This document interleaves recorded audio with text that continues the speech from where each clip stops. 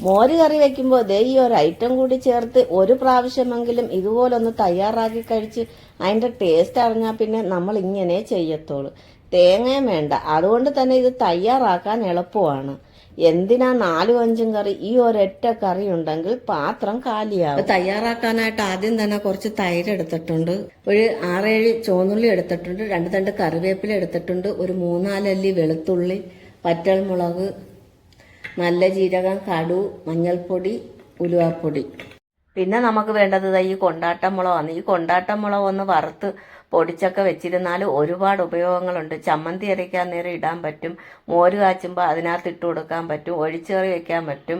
പഴങ്കഞ്ഞിയൊക്കെ കുടിക്കുന്നവർക്ക് പഴങ്കഞ്ഞിക്കകത്ത് ഇത് ഇച്ചിരി പൊടി ഇട്ട് കൊടുത്ത് കുടിക്കാം. നമുക്ക് ഈ മുളകൊന്ന് വറുത്തെടുക്കാം. അതിനായിട്ട് ഞാനൊരു പാത്രം അടുപ്പിൽ വെച്ച് കൊടുത്ത് ആ പാത്രം ഒന്ന് ചൂടായി വന്നപ്പോഴത്തേക്കും വെളിച്ചെണ്ണ ഒഴിച്ചു കൊടുക്കാം. വെളിച്ചെണ്ണയൊക്കെ ഒന്ന് ചൂടായി വന്നപ്പോഴത്തേക്കും നമ്മൾ തണ്ടൊക്കെ ഒന്ന് ഇറുത്ത് വെച്ചിരിക്കുന്നതാണ് ഈ കൊണ്ടാട്ടമുളക്. നമ്മൾ എപ്പോഴും ശ്രദ്ധിക്കണം, ഈ തണ്ട് കളഞ്ഞിട്ട് എടുക്കുന്നതായിരിക്കും നല്ലത്. ഇനി നമുക്കിതൊന്ന് വറുത്ത് കോരി ഒന്ന് മാറ്റി വെച്ചേക്കാം.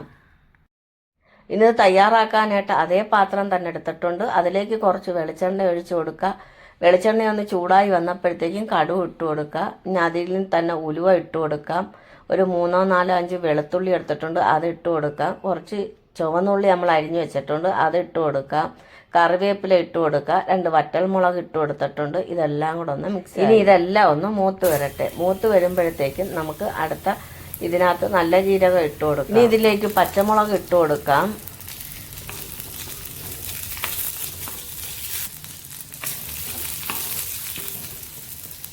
ഇനി കുറച്ച് കളറിന് വേണ്ടി കുറച്ച് മഞ്ഞൾപ്പൊടി എടുത്തിട്ടുണ്ട്, അതുകൂടി ചേർത്ത് കൊടുക്കാം. കുറച്ചേ നമ്മൾ ചേർത്തിട്ടുള്ളൂ.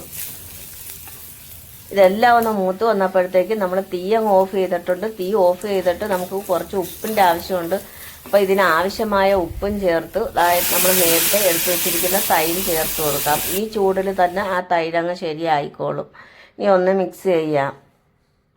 നമ്മളിതിനകത്ത് തേങ്ങയൊന്നും ചേർക്കാതാണ് ഈ മോര് കാച്ചിയേക്കുന്നത്. ആ ഉള്ളിയും ഇതും എല്ലാം ഒന്ന് വഴന്ന് വന്നപ്പോഴത്തേക്കും നല്ല കട്ടിക്ക് നല്ല രസമാണ് ഇത് കഴിക്കാൻ. ഇനിയിപ്പം ഈ കൊണ്ടാട്ടം മുളക് നമ്മൾ മിക്സിയിലിട്ടൊന്ന് പൊടിച്ച് വെക്കുന്നതാണ്. ഇപ്പം ഞാൻ വറുത്ത് വെച്ചത് കൊണ്ടാണ്. ആ കൈ വെച്ച് നമുക്കത് ഇതുപോലൊന്ന് തിരുമ്മി കൊടുത്ത് ഇതിൻ്റെ പിറത്തിട്ട് കൊടുത്താൽ നമ്മൾ നല്ല ടേസ്റ്റാണ്. നിങ്ങൾ ഒരിക്കലെങ്കിലും ഇതുപോലൊന്ന് ചെയ്ത് നോക്കണം. അത് നല്ലൊരു മോര് കാച്ചിയതാണ്, ഒരു വെറൈറ്റി. 4-5 കറി വെക്കുന്നതിനേക്കാൾ ഈ ഒരൊറ്റ കറി മതി. അത് മാത്രമല്ല നമ്മൾ തേങ്ങയൊന്നും അരയ്ക്കുന്നില്ല. സിമ്പിളല്ലേ ഇത് ചെയ്യാൻ. നിങ്ങളെല്ലാവരും ഒന്ന് തയ്യാറാക്കി നോക്കണം, എല്ലാവർക്കും ഇഷ്ടപ്പെടും.